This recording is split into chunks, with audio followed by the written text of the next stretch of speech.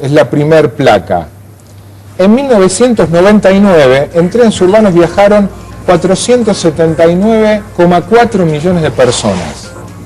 En 2003, esa cifra había bajado a 376,4 y el año pasado subió a 439. Es decir, que el año pasado todavía no se alcanzó el nivel del 99 y el aumento respecto al 2003 fue de apenas el 16,7. Digo apenas el 16,7 porque en ese periodo la economía creció un 60%. ¿Qué pasó en trenes interurbanos? Segunda placa. En trenes interurbanos no viaja casi nadie, pensando que en el país hay 40 millones de habitantes. En todo 1999, 2.572.000. En todo 2003, 2.454.000. Y el año pasado siguió bajando 2.150.000. Es decir, ahí la cantidad de pasajeros muestra realmente un resultado negativo. ¿Qué pasa con la carga transportada? Última placa. Esto está medido en millones de toneladas por kilómetro. 1999, 9,1. 2003 subió a 11. Y 2008 siguió subiendo a 12 millones. El aumento muy bajito, de apenas 12%, si uno lo compara con una economía creciendo a 60%.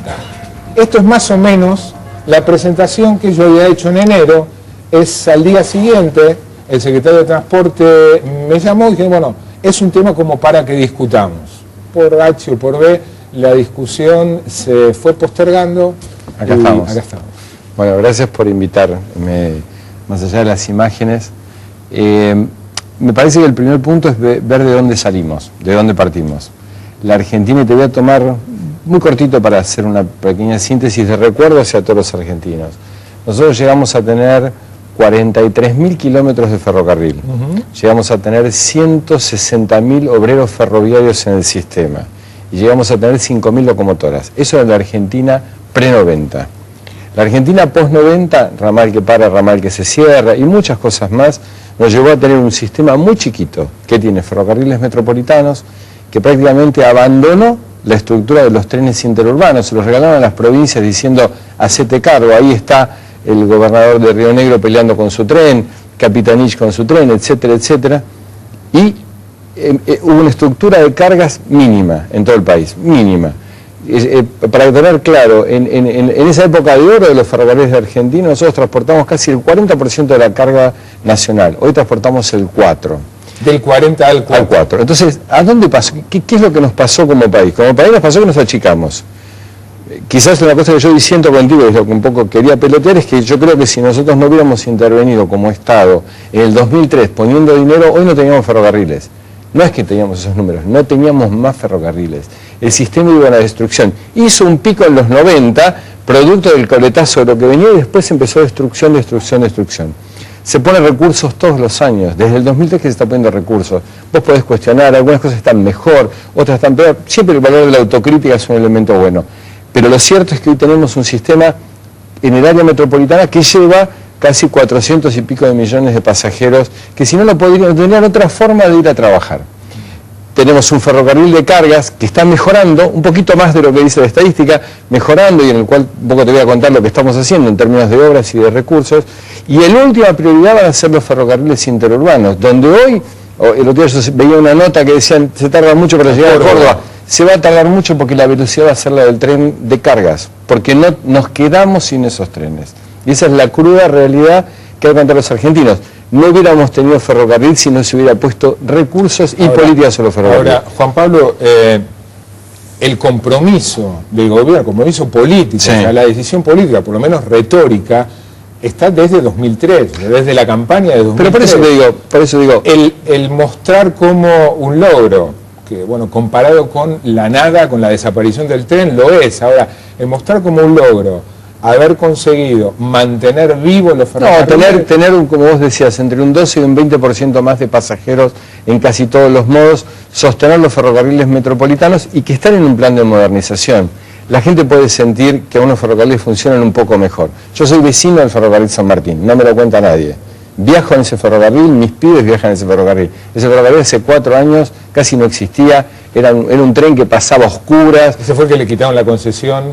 Se quitó la concesión en su momento. Hoy es un ferrocarril que funciona bien, con estándares mejores, con un problema de incultura social enorme, en el cual creo que los medios, en vez de alguna, estoy haciendo una crítica constructiva, de esa cosa referencial del castigo por el castigo, hay que también educar y decir, macho, no podés viajar en el estribo de un tren. Y a veces, si eso aparece todos los días en un medio, nos va a ahorrar muchos conflictos y muchos problemas. Pero hay ferrocarriles que funcionan mejor. Y hay otros donde la inversión del Estado todavía nos falta. O sea, estamos haciendo vías en el Sarmiento, estamos electrificando un pedazo del Roca, y un tema, y me engancho con el bloque anterior, es imposible. 1 kilómetro de vías cuesta más de $1 millón.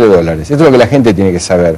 Como cuando yo hacía subterráneos, 1 kilómetro de subte cuesta $70 millones. Hoy 1 kilómetro de vía cuesta más de $1 millón.